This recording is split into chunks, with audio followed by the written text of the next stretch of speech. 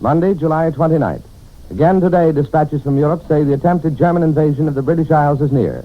Intense Nazi military movements are reported in the occupied areas of France.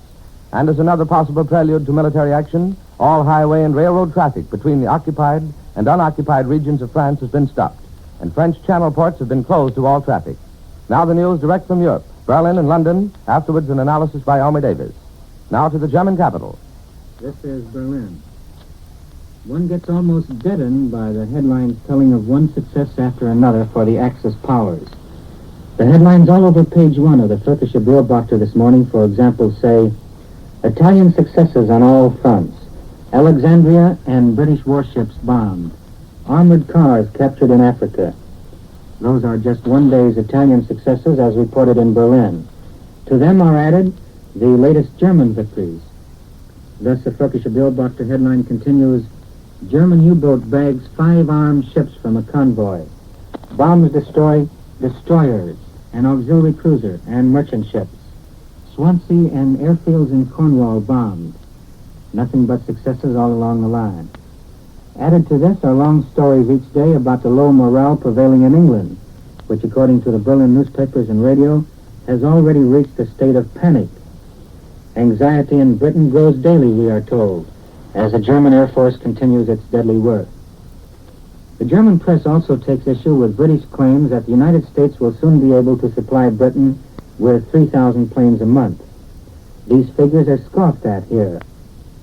For a long, long time, say the German papers, America will not be able to make so many planes. This morning's papers in Berlin play up a telegram which Herr Hitler has sent the King of Italy on the 40th anniversary of his ascension to the throne. The Führer wishes him a further long reign, quote, after the victorious conclusion of the war which has been forced on our two peoples, end quote. Incidentally, whenever the war is referred to here in an official statement of any kind, it is always put that way, as the, quote, war which has been forced upon us, unquote. It was stated in the Wilhelmstrasse this morning that the Salzburg talks with the various Balkan powers can now be considered as concluded. Apparently, the only 2 Balkan states which have not yet taken the road to Germany in recent days, Yugoslavia and Greece, are not coming just now. But judging by the Belgrade press, there may be changes in Yugoslavia's attitude towards the so-called New Order in Europe, too, just as there have been with such rapidity in Romania. The semi-official Belgrade newspaper Vremya is quoted in the Frankfurter Zeitung this morning as saying that a complete revision in Yugoslavia's relations with Germany and Italy are necessary. Too long, hints the Belgrade paper, have the Yugoslavs listened to the sweet voices of the Western democracies. It does begin to look as if the whole Balkans was jumping onto the bandwagon. No information whatsoever has been given out here as to what Herr Hitler had to tell his various callers from the Balkans the past few days. But the German press today makes it clear, as Reich Marshal Goering's paper, the Essen National Zeitung, pointed out yesterday, that Germany stands for revision in southeastern Europe, or specifically for rewarding the sensible claims of Hungary and Bulgaria on Romania, as it's put here.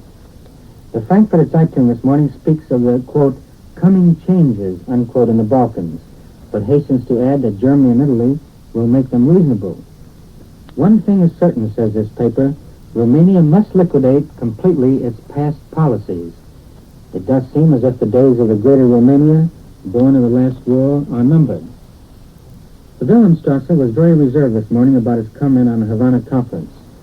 It said it preferred to wait until after the official communiques on the results of the conference come out.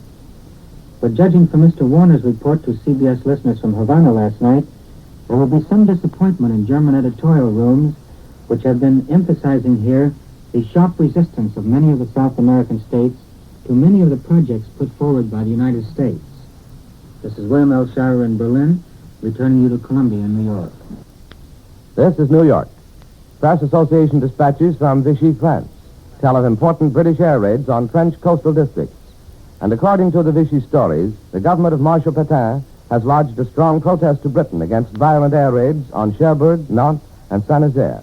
The reports of these raids thus far come only from France, but it is reported that important German Air Force and naval unit concentrations are at these points. Now for the latest news from the British capital, reported by Eric Severide. Go ahead, London. This is London. German bombers staged 2 intense raids on the southeast coast this morning.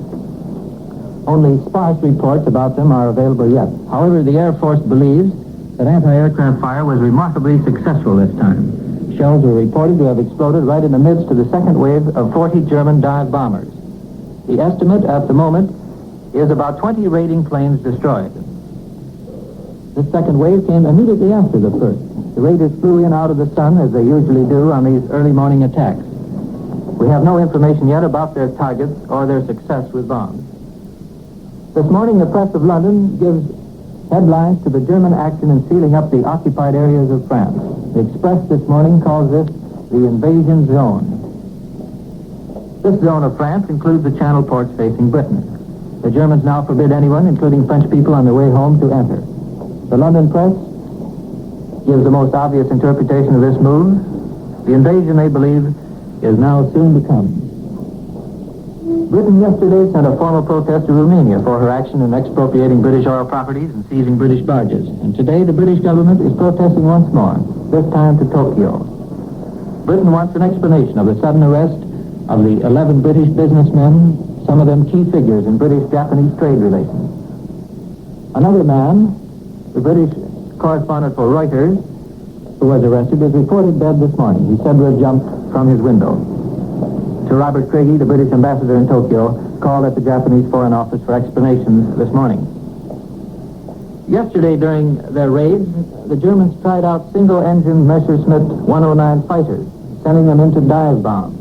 They each carry a 1 medium bomb. We're told today that Spitfires destroyed 5 of these fighter bombers.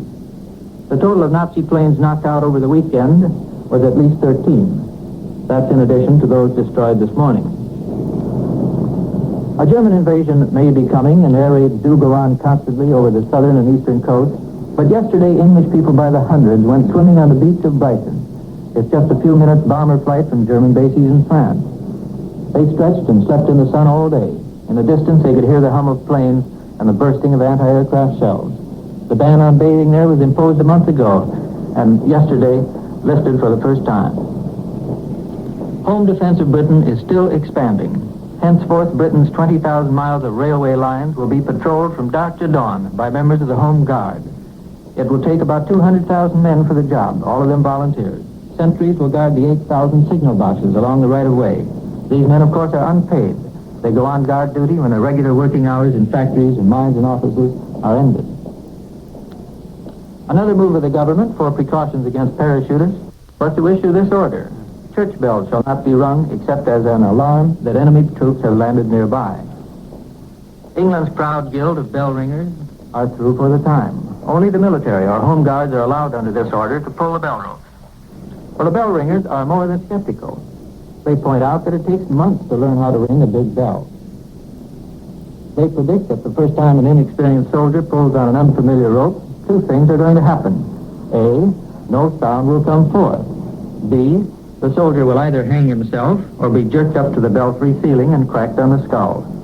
There are 35,000 real bell ringers in the parishes of England. They think they ought to have the job, whether it be for a call to worship or a call to arms. And from now on, the housewives of England are enrolled for collective duty. Big ads appeared in all the London papers today, urging them to save their paper, bones, and metal. From waste paper and cardboard, cartridge wads, rifle and shell cases will be made. Glue will come from bones, and the metal is for ships and planes. This is London, returning you now to Columbia in New York. And that was Eric Severide reporting from London. Here in our New York studios is Elmer Davis, who will now give you his analysis of the latest news. Mr. Davis. These apparent prospects this morning that the German attack may be imminent are, of course, all drawn from inferences, largely the closing of these areas in northern France, which presumably are shut off to all Frenchmen, because the Germans don't want the British or the French to know what troop movements are going on there. It's still impossible, of course, to be sure what the plans of the Axis powers may be, but it has been 5 weeks since the conclusion of hostilities in France, and those 5 weeks, of course, have given the British an invaluable opportunity to get ready. They have naturally also given the Germans an opportunity to get ready for the attack, and a great deal of complicated preparation would certainly be necessary for any attempt to invade England, if that is what the Germans have in mind, of which we have no confidence as yet. Nevertheless, there is this one great advantage for the British, that from the latter part of September, the channel begins to get rough, and movements of small shipping will be greatly handicapped. These barges, of which we have read that the Germans have collected such numbers in Dutch and French and Belgian ports, possibly for the purpose of transporting troops, would find crossing the channel a pretty difficult job when the fall storm set in. And the German torpedo speedboats, on which they are apparently counting to neutralize a large part of the British naval opposition, would also be tossed around considerably by the waves of the channel. This, of course, again, is all assumption that they are going to attack, and the long delay has sometimes led to the belief that perhaps they are going to depend on submarine and air blockade and not make an attack at all. If they are going to attack, they have probably not more than about 7 weeks of good weather left. However, if they attacked in great force, they no doubt might hope that they could finish the matter before that time. But the British have had all this time to get ready, and if their defenses are anything like as good as reported, it might be a pretty tough job. The French government is reported to have made an energetic protest against British raids on Cherbourg, Nantes, and Saint-Nazaire, all of them French ports from which vessels could start out for an attack on the British Isles, and in the case of Cherbourg at least, a possible base for seaplanes as well as for other operations against Britain. This protest by the Pétain ministry is very natural, of course. These are French towns, and they don't like to be bombed by their late allies, but when the Pétain ministry not only surrendered, but surrendered more completely than there seemed to be any need for at the moment when they made those provisions which turned over to the Germans most of the French war material in land and in the air, when they made it possible for the Germans to use their ports as bases for an attack on Britain, they could hardly have expected that the British would not strike back at those bases, even if they happened to belong to a lately friendly power and to be occupied by a still friendly people. This Pétain ministry, the Laval ministry more correctly, is of course supported by a certain group of Frenchmen, but there's been no opportunity to find out whether it ever had the support of anything like the majority of the French, and it seems highly unlikely in view of the deep-rooted Republican tradition in France. There's no question that the British wouldn't like to bomb these French towns, but if they are now effective German naval bases from which the attack on England can be started off, it's pretty hard to see what else the British might do. The British are in trouble, as you heard, in various quarters. They're in trouble now in Japan on the old principle that the time to hit a man is when he's down. The Japanese are taking a firm stand against the British in the Far East, and they have now arrested 12 prominent British residents of Japan on charges which are still unexplained. The story that one of them, the Reuters correspondent in Tokyo, jumped out of the window of the police station, according to some rumors, is still unconfirmed and need not be accepted yet, but it could be true, of course. And meanwhile, there are these dozen prominent citizens who are locked up, and it is merely rumor that they are held in connection with Japanese military secrets, which the British in the Far East say is ridiculous. But the whole point is that the Japanese have discovered that now is the time to press their demands on Britain. They may change their minds if the German attack should be repulsed. And with the news thus analyzed by Elmer Davis from New York, we conclude this morning report of European developments. William L. Schara was heard from Berlin, and Eric Severide reported from London.